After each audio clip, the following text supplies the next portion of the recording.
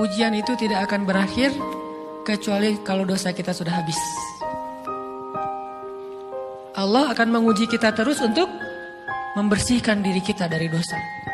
Sehingga yang harus kita coba bangun awareness dalam diri kita kalau lagi diuji, Allah pengen membersihkan dosa saya nih. Sehingga kita ridho dengan ujian, bukan ikhlas ya. Kalau ikhlas ibadah, kalau ujian ridho, rela. Saya ridho ya Allah, walaupun ini berat. Banyak orang yang hidupnya tidak bahagia, bukan karena dia tidak diberi nikmat sama Allah, tapi karena dia tidak pandai bersyukur, terlalu sibuk memikirkan nikmatnya orang lain. Rumus agar hidup kita mudah, permudahlah orang lain. Begitu aja rumusnya. Yassiru wala tu'assiru. Permudahlah dan jangan dipersulit. Karena kalau kamu memudahkan urusan orang, Allah mudahkan urusanmu. Kalau kamu menyulitkan, merumitkan urusan orang, Allah buat rumit urusan hidupmu. Allah tahu tentang keburukan maksiat yang pernah kita lakukan. Tapi Allah menutup semua aib-aib kita itu. Allah menutup semua keburukan-keburukan kita itu. Teman-teman sekalian, selagi Allah berikan kesempatan usia kepada kita, jangan sia-siakan usia kita ini, kecuali untuk banyak bertaubat, minta ampun kepada Allah Subhanahu wa Ta'ala. Jangan pedulikan omongan orang. Kalau kita dengar omongan orang, dunia ini sebetulnya sederhana, simpel. Yang sulit itu mikirkan omongan orang.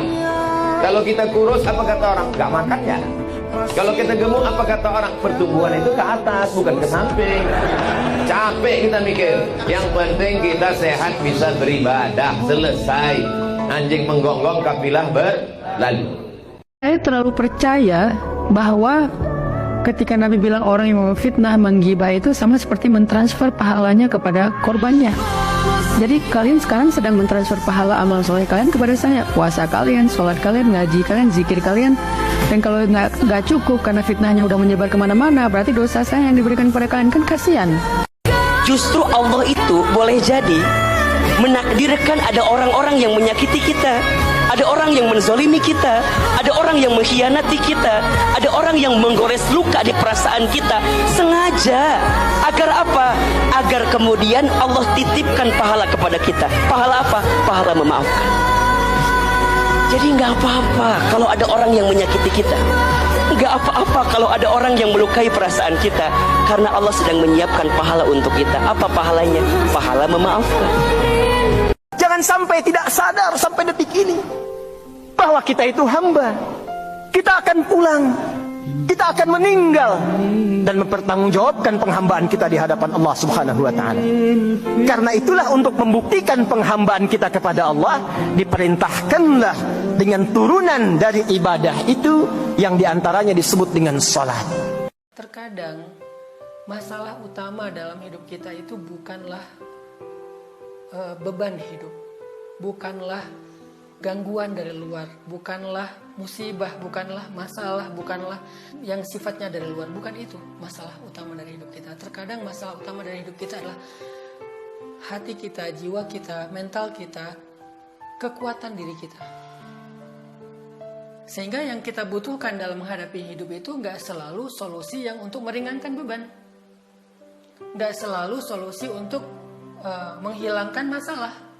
Tapi kadang yang kita butuhkan dalam hidup itu adalah kekuatan jiwa, kekuatan batin, kekuatan mental, kekuatan fisik untuk mengangkat beban dan masalah tersebut.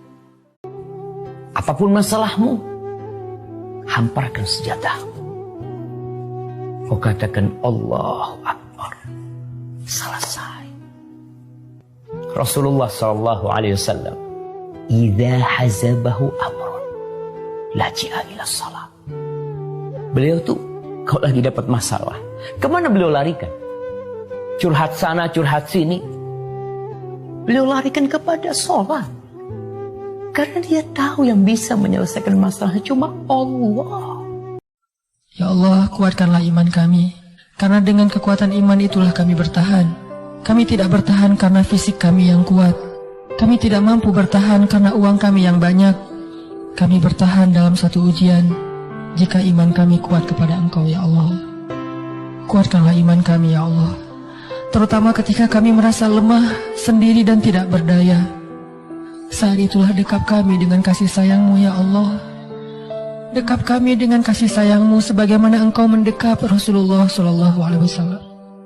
Pegang kami erat, ya Allah.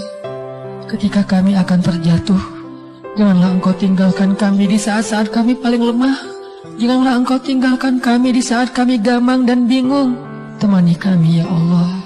Beri kami petunjuk, ya Allah. Genggamlah hati kami ketika kami dalam keadaan rapuh, ketika kami dalam keadaan galau, ketika kami dalam keadaan lemah.